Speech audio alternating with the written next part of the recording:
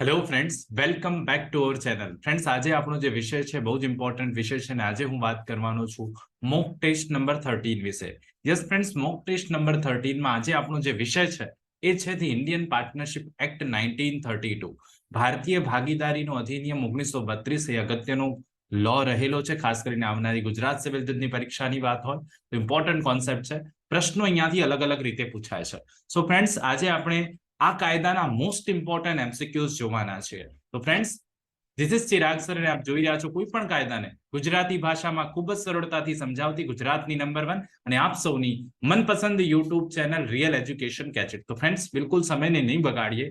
જે લોકો આજે અમારી ચેનલ પર નવા છે, પ્લીઝ ચેનલને સબસ્ક્રાઇબ કરી લેજો, બેલ નોટિફિકેશન આઇકોનને ઓન કરી લેજો, જેથી આવનારા તમામ વિડીયોઝના નોટિફિકેશન આપ સૌને સૌથી પહેલા મળી જાય. તો ફ્રેન્ડ્સ, બિલકુલ સમયને નહીં બગાડીએ, જલ્દીથી જલ્દી સ્ટાર્ટ કરીશું.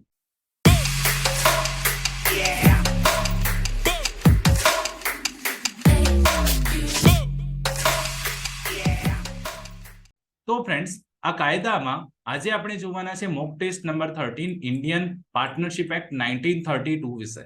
તો સૌથી પહેલો આ કાયદાનો ક્વેશ્ચન છે, how many sections are there in this act? તો ઇન્ડિયન પાર્ટનરશિપ એક્ટમાં ટોટલ સેક્શન્સ કેટલી છે? ઓપ્શન છે 76, 74, 72 કે 75. તો અહીંયા સાચો જવાબ શું બનશે? Right answer is B, 74. આ કાયદામાં 74 સેક્શન છે ફ્રેન્ડ્સ, યાદ રાખી લેજો. Question number 2, the term business has been defined under which section of the Indian Partnership Act? Indian Partnership Act ની કઈ સેક્શનમાં બિઝનેસ શબ્દને ડિફાઇન કરવામાં આવ્યો છે? 2A, 2B, 2C કે 2D? તો ફ્રેન્ડ્સ, અહીંયા પણ સાચો આન્સર શું બને છે? Right answer is 2B. 2B is correct answer, B. 3 number, the term goodwill is a thing easy to describe but very difficult to define is stated by. અહીંયા goodwill જે શબ્દ છે એ એવું કહ્યું છે ગુડવિલ માટે કે જે છે ઇઝી ટુ ડિસ્ક્રાઇબ કરવા માટે તો સરળ છે, પણ ડિફાઇન કરવા માટે બહુ જ ડિફિકલ્ટ છે. એવું વાક્ય કોણ બોલ્યું છે? Lord Herschell, Lord Hayden, Lord Macnaghten, Lord એલ્ડન?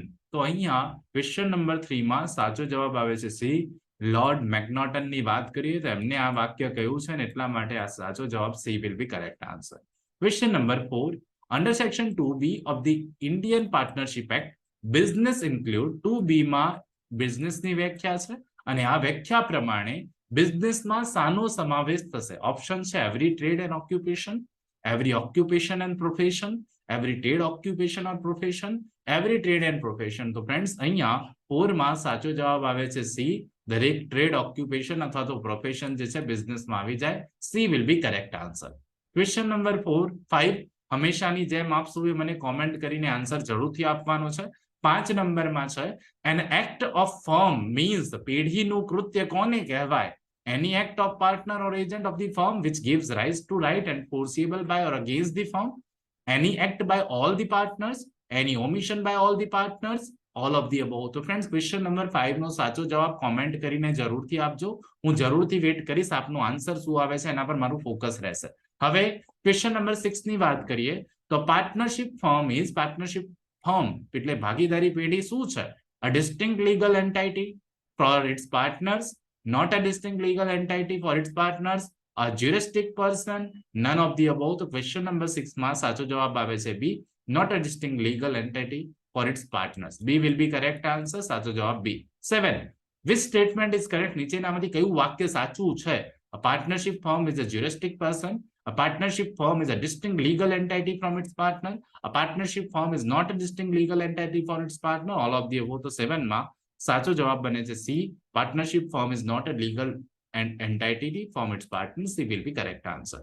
8, state which of the statement is true? નીચેનામાંથી કયું વાક્ય સાચું છે? partner is an agent of the firm, partner is owner of the firm, partner is director of the firm, none of the above. તો 8 તો બિલકુલ simple જવાબ છે. સાચો જવાબ બને છે પાર્ટનર એ પેઢીનો એજન્ટ કહેવાય. A will be correct answer. Question number 9, who among the following is a partner? નીચેમાંથી કોણ પાર્ટનર છે? a money lender sharing the profit, a person sharing the profit of business carried on all or any of them. C, any person sharing the return arising from joint property. D, a seller of goodwill sharing the profit of the business. 9 માં સાચો જવાબ છે B, a person sharing the profit of the business carried on by all or any of them. B is correct answer. 10 હંમેશાની જેમ question number 10 નો answer આપશો મને comment કરીને જરૂરથી આપવાનો છે. As per section number 5 of the Indian Partnership Act 1932, the relationship of a partner is created by status, contract, statute, none of the above. તો 10 માં શું આન્સર આવશે? રિલેશનશિપ ઓફ પાર્ટનર કઈ રીતે ક્રિએટ થાય છે? આન્સર મને કોમેન્ટ કરીને જરૂરથી આપજો. Question number 11, the true test of partnership is based on સાચી પાર્ટનરશિપ શાના પર આધારિત છે? sharing of profit only, sharing of profit and loss, mutual agency, intention of the parties. તો 11 માં સાચો જવાબ બને છે C, mutual agency પર આધારિત છે. C will be correct answer. Question number 12, the mode of determining the existence of partnership has been laid down in. જે પાર્ટનરશિપના એક્ઝિસ્ટન્સ વિશેનો કોઈ પ્રશ્ન હોય, નિર્ણાયક વસ્તુ, એ ક્યાં આપેલી છે? સેક્શન નંબર 6 માં, 8 માં, 10 માં કે 12 માં? તો 12 માં સાચો જવાબ આવે છે એ. સેક્શન નંબર 6 માં જોગવાઈ આપેલી છે. Right answer is A, section number 6. 13, a partnership is a partnership at will when no provision is made for duration of partnership, when no provision is made for determination of partnership. Both A and B are true, either A or B is true. તો friends question number 13 નો સાચો જવાબ બને છે D, કાં તો A અથવા તો B જે છે ટ્રુ છે, સાચું છે. 13 માં સાચો જવાબ બને છે D. પાર્ટનરશિપ જે છે પાર્ટનરશિપ એટ વિલ હોઈ શકે, તો એ કાં તો A સાચું છે અથવા તો B સાચું હોઈ શકે, એટલે કે નો પ્રોવિઝન હોય તો ડ્યુરેશન માટે હોઈ શકે, અથવા તો where no provision is made determination of partnership માટે હોઈ શકે. પાર્ટનરશિપ એટ વિલ 13 નંબરમાં સાચો જવાબ D છે. 14, general duties of the partners have been laid down. સામાન્ય ફરજો ક્યાં આપેલી છે પાર્ટનરની?